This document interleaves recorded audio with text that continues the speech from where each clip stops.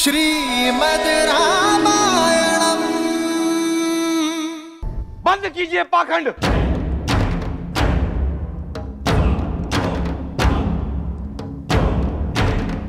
यह चुनाव अनैतिक है। शर्त धनुष पर प्रत्यंचा चढ़ाने की थी, उसे तोड़ने की नहीं।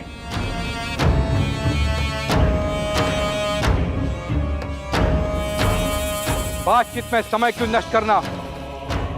मार दो इस बालक को।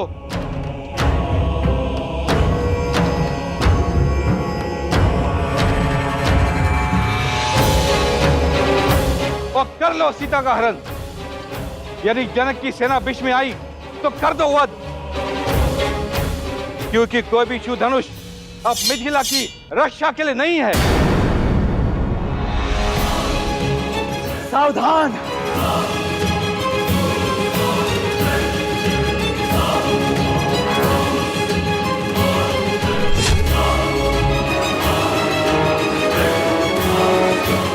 आदेश दीजिए भैया, इन मूर्खों के अहंकार और मलिन विचार दोनों को एक साथ काटकर फेंक सको।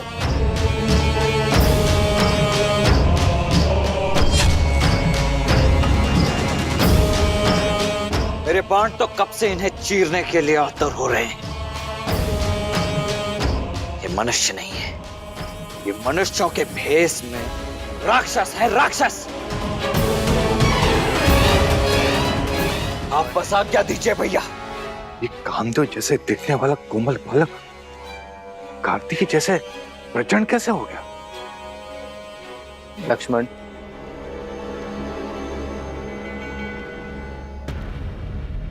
ये समय प्रहार का नहीं, सत्कार का है।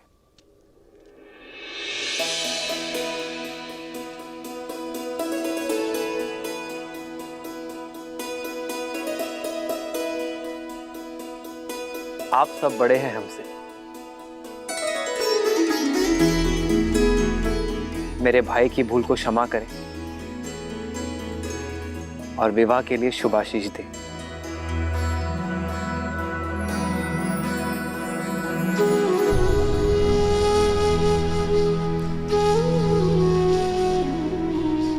अपराध के लिए आशीष नहीं मिलता है।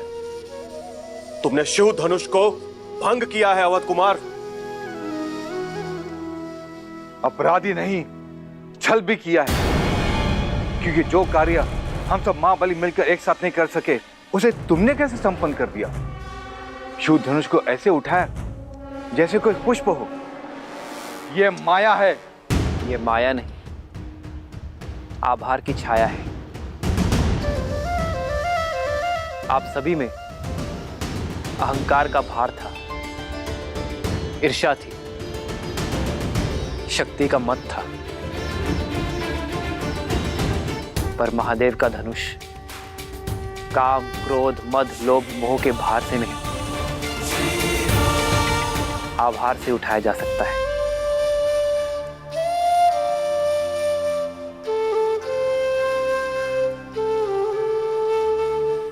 इसे आवेश से नहीं, आग्रह से उठाना था। महादेव के धनुष को उठाने का इससे अच्छा मार्ग कोई हो ही नहीं सकता।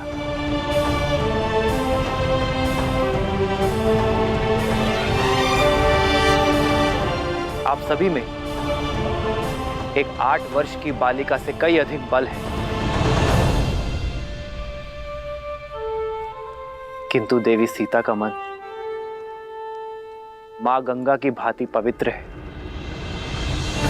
उन्होंने धनुष उठाने की अनुमति मांगी तो महादेव ने उन्हें अनुमति दे दी, और आज महादेव ने मुझे भी निराश नहीं किया।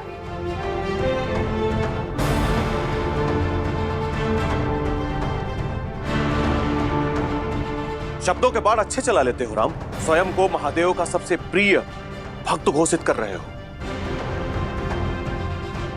लेकिन भक्त महादेव के प्रिय प्रतीक को भंग नहीं करते हैं। इसका अर्थ है कि महादेव अवश्य तुमसे रुष्ट हैं।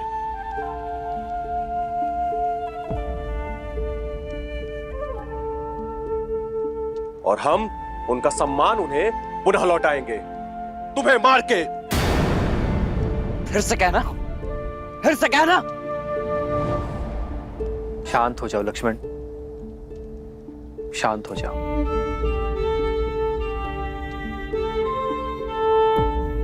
सज्जनों, यह धनुष उठाने का निर्णय केवल महादेव का था, तो उन्हें ही निश्चित करने दे कि यह धनुष टूटा कैसे।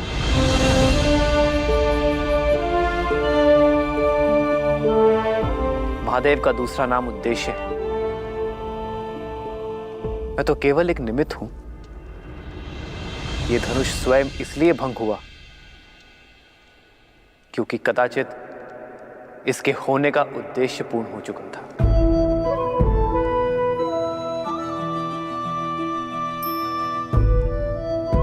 वाद विवाद नहीं, प्रतिशोध चाहिए हमें प्रतिशोध चाहिए। कैसा प्रतिशोध? आपकी हार का?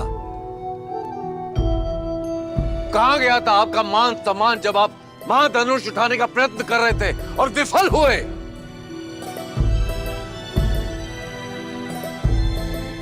ये स्वयंवर है और इस स्वयंवर का निर्णय हो चुका है।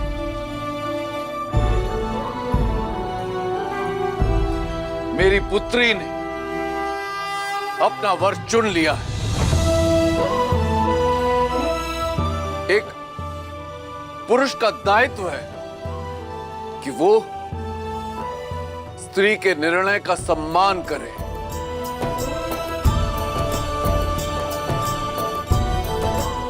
ना कि अपने अभिमान की अग्नि में उसके चैन की आहुति दे दे। ललकारो मत हमें जनक, हम मौन थे क्योंकि अब तुम्हारी रक्षा करने वाला शिव धनुष की ढाल भी अब भंग हो चुकी है। अब युद्ध की अग्नि में तुम्हें और तुम्हारी मिथिला को जलना होगा।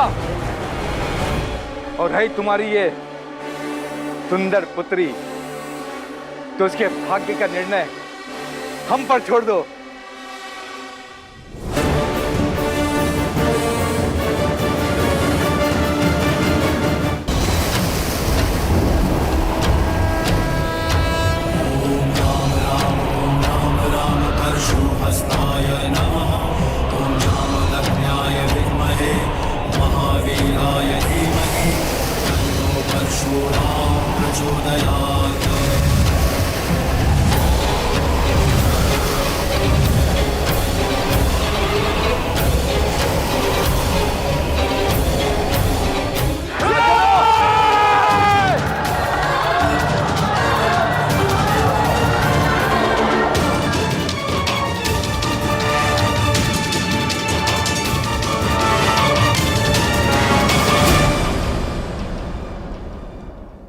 महादेव ने अपना कवच मिथिला से इसलिए उठाया है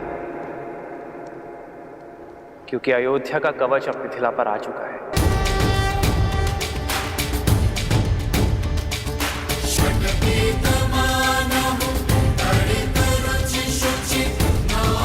आप सब विवाह में आए इसलिए आपसे आशीष मांगा था, किंतु यदि आप युद्ध के लिए ललकार रहे हैं तो अयोध्या का प्रहार सहने के लिए सज्ज हो जाइए, क्योंकि महाराज दशरथ के पुत्र युद्ध भूमि से पीछे नहीं हटेंगे।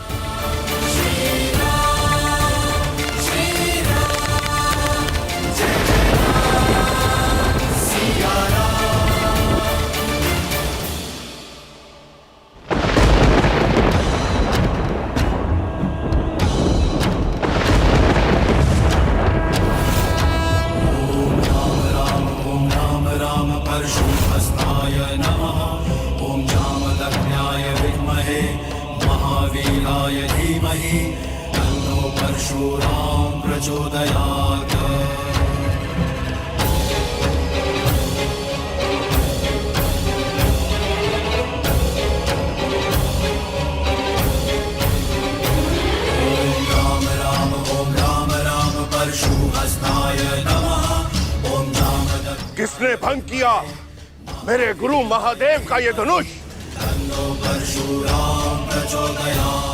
उस दुस्साहसी का नाश करने ये राम आया है।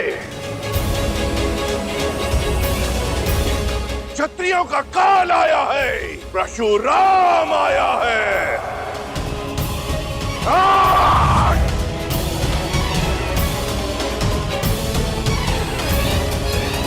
किसने मेरे आराध्य के धनुष को भंग किया?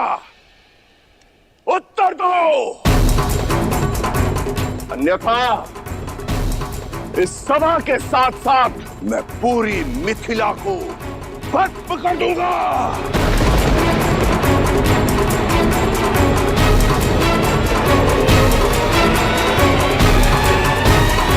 बंद कर दो ये सारे द्वार, कोई कहीं नहीं जाएगा।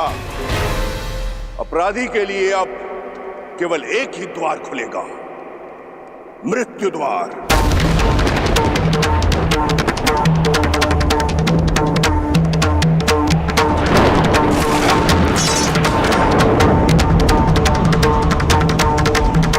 इक्कीस बार इस धरा को मैंने अभिमानी क्षत्रियों से विहीन किया है, 22वीं बार विनाश को निमंत्रण मत दो। बताओ किसने किया यह दुस्साहस?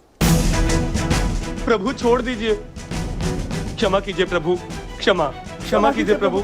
महादेव के अपराधी के नाम ना बताना भी मृत्यु प्राप्त करने के लिए पर्याप्त है।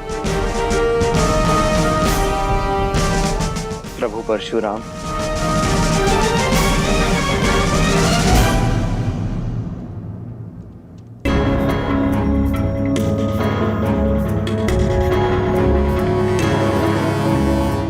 तो तुम बताओगे कि कौन है वो?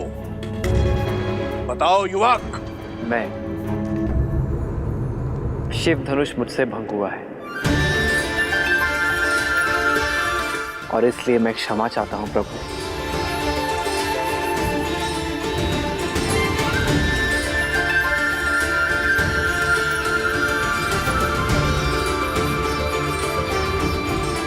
मत कीजिए क्षमा प्रभु, इसे क्षमा मत कीजिए। ले लीजिए इसे प्राण, यही है वो महापापी।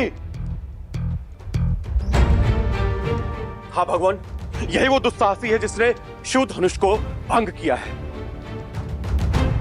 गुरुदेव, हम तो इसको खुद दंडित करने जा रहे थे, उसी क्षण आप प्रकट हो गए और यह शुभ कार्य आप अपने हाथों से कीजिए गुरुदेव। प्राण हर लीजिए इसके। तुमने ये परशुधारी राम जिसका रक्षक है, वो महाधनुष तुमने तोड़ा। अपना परिचय दो बालक। मैं भी राम, अयोध्यापति दशरथ का ज्येष्ठ पुत्र राम।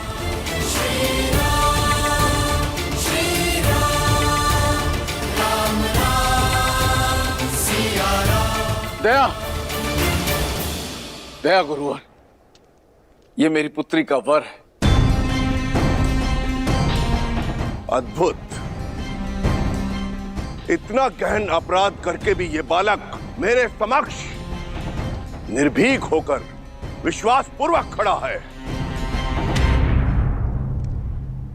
मैं तुम्हारे साहस से अभिभूत हुआ राम, किंतु फिर भी दुर्भाग्यवश मुझे तुम्हारा वध करना होगा।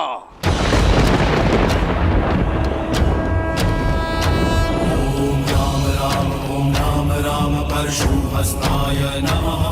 ओम जामदग्न्याय क्योंकि अब इस संसार में धीमहि केवल एक ही राम शेष रहेगा।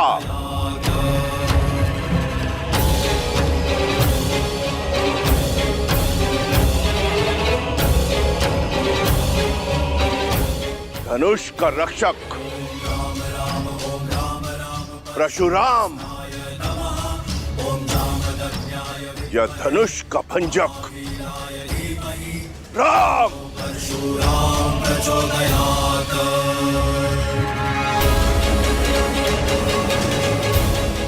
मुझे अपना सेवक समझकर शांत हो जाइए प्रभु। इतना बड़ा अपराध करके स्वयं को मेरा सेवक बता रहे हो? जनक, बताओ इस दृष्ट को। कि कौन सा था वो धनुष। दीदी, यदि युद्ध छिड़ गया तो बहुत बड़ा अनर्थ हो जाएगा। यदि श्री राम ने भगवान परशुराम को मार दिया तो उन पे ब्रह्म हत्या का पाप चढ़ जाएगा। और यदि परशुराम जीत गए तो श्री राम को देखो उर्मिला, मुझे विश्वास है कि वो अपने धर्म की रक्षा के लिए कोई ना कोई उपाय निकाल लेंगे।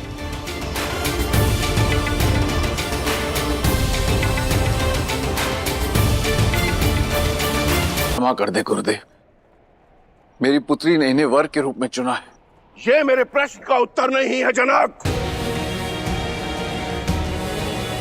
उत्तर दो, बताओ कौन सा था वो धनुष।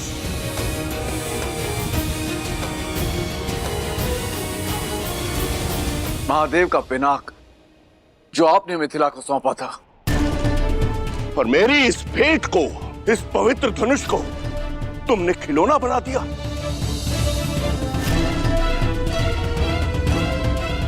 इन युवकों के मनोरंजन का साधन।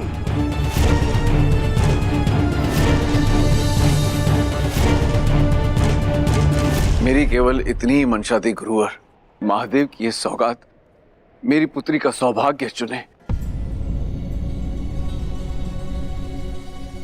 इसीलिए महाधनुष पर प्रत्यंचा चढ़ाने की शर्त रखी मैंने।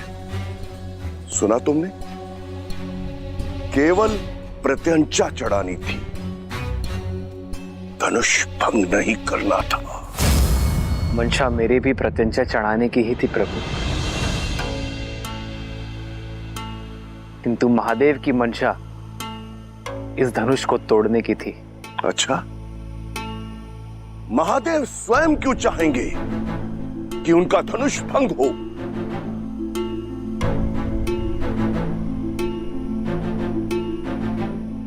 महादेव जिन्होंने हर क्षण न जाने कितने ब्रह्मांडों को नष्ट किया, जिन्हें उन्होंने स्वयं रचा है।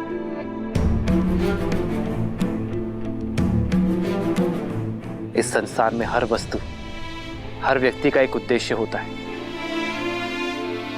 और वो उद्देश्य जब पूर्ण हो जाए तो उसे जाना होता है। फिर वो मैं हूं, आप हैं, या स्वयं महादेव का पिनाक। पिनाक का उद्देश्य पूर्ण हुआ प्रभु, कदाचित उसकी मुक्ति का समय आ गया था। इतनी धृष्टता, कैसे अपने अपराध को महिमा मंडित कर रहे हो? जैसे महादेव का धनुष सूखे पत्तों से बना था, जो तुम्हारे कोमल हाथ लगाते ही टूट गया। जितने उदंडी हो उतने ही अभिमानी भी।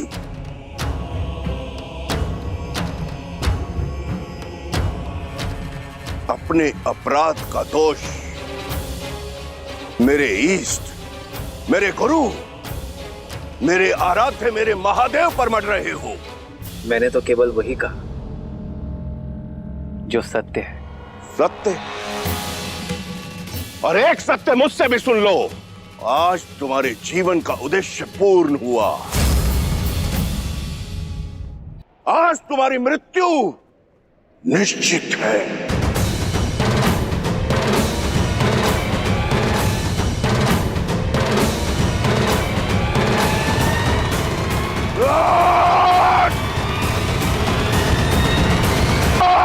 सावधान परशुपति, लक्ष्मण। नहीं भैया, कम से कम आज तो मुझे मत रोकिए। आपको चुनौती देने वाले इस अहंकारी को तो मैं नहीं छोड़ूंगा, फिर भले ही उसके पश्चात आप मुझे मृत्यु दंड ही क्यों ना दे दे।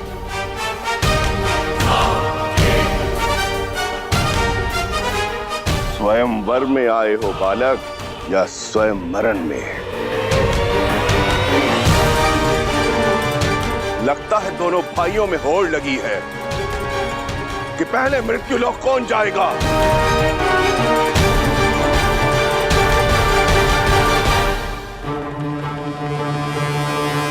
जानते नहीं हो कि किसके समक्ष शस्त्र लेकर खड़े हो। जानता हूं, भली भांति जानता हूं। इसी सभा में कम से कम 21 बार अपने मुख से अपनी ही महिमा मंडन कर चुके हैं आप। अब तो बच्चे बच्चे को कंठस्थ हो गया होगा। परशुधारी राम हैं आप, परशुराम, जिन्होंने 21 बार क्षत्रिय वंश का नाश किया, जिन्हें संसार भगवान विष्णु का अवतार भी मानता है और जो स्वयं महादेव के परम भक्त हैं। यही ना? या कुछ शेष रह गया है? यदि रह गया हो तो बता दीजिए। जहां इतनी बार सुन लिया, एक बार और सही, मैं सच जाऊं। बालक, मेरा परिचय जानकर भी मेरे प्रश्न की तार पर खड़े हो। आत्महत्या करने की इतनी शीघ्रता क्या है मूर्ख? मान लिया कि मैं मूर्ख हो सकता हूं, परंतु आप तो परम ज्ञानी हैं। फिर बालकों की भांति राई का पहाड़ क्यों बना रहे हैं? अरे पुराना धनुष था, टूट गया सो टूट गया, बस। महादेव भी ये बात जानते होंगे, तभी तो यहां रख छोड़ा धनुष।